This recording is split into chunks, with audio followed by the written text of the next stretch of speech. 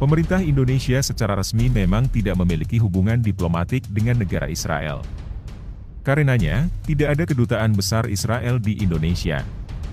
Sebaliknya, Indonesia juga tidak memiliki kantor pemerintahan di Israel.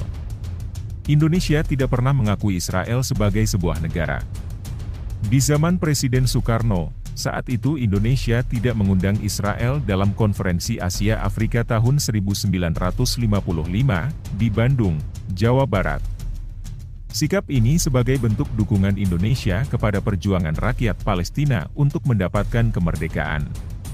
Lantas, bagaimana pandangan Israel terhadap Indonesia?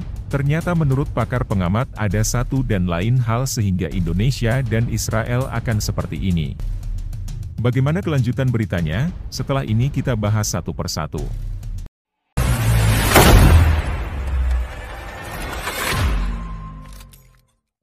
Penyelesaian masalah Palestina belum juga berhasil diselesaikan secara damai dan adil. Di akhir tahun 2020 lalu, sempat ramai desas-desus tentang kemungkinan Indonesia akan membuka hubungan diplomatik dengan Israel.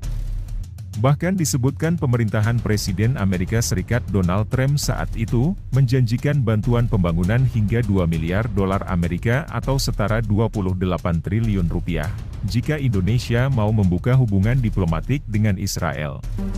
Presiden Joko Widodo menerima kunjungan Perdana Menteri Palestina Muhammad Shtayyeh di Istana Kepresidenan Bogor Senin 24 Oktober 2022.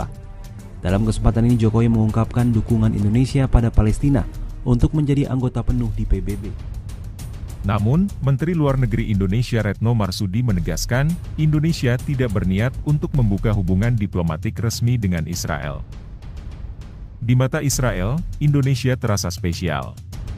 Upaya menarik Indonesia bukan baru sekarang ini saja, tapi sejak era Bung Karno dan Soeharto upaya ini sudah dimulai oleh Israel. Indonesia terus berkontribusi bagi perdamaian dunia sesuai amanah konstitusi. Di masa Bung Karno, upaya diplomasi Israel bisa dikatakan mati kutu. Mengusung slogan anti-imperialis dan kolonialis, Bung Karno secara tegas menyebutkan Israel bagian yang tak terpisahkan, bagian satelit dari negara imperialis dan kolonialis. Hingga di Asian Games tahun 1962, secara tegas Bung Karno menolak keikutsertaan Israel dalam perhelatan tersebut.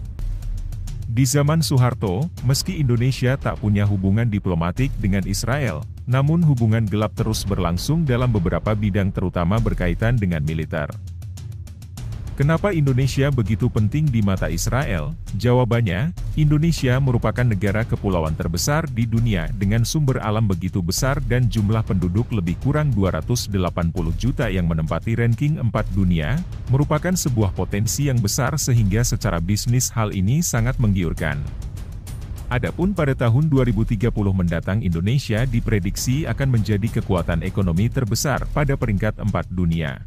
Sebagai negara mayoritas Muslim terbesar di dunia, wajar Indonesia menjadi incaran Israel karena bila Israel bisa merangkul Indonesia secara politik, maka Palestina akan semakin terisolir.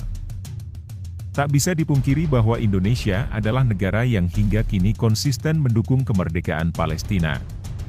Agresivitas Israel merangkul Indonesia dengan berbagai macam cara, patut kita cermati. Sikap permisif kita bisa menjadi celah yang menguntungkan Israel. Sering delegasi Israel datang ke Indonesia dalam berbagai event dan kesempatan.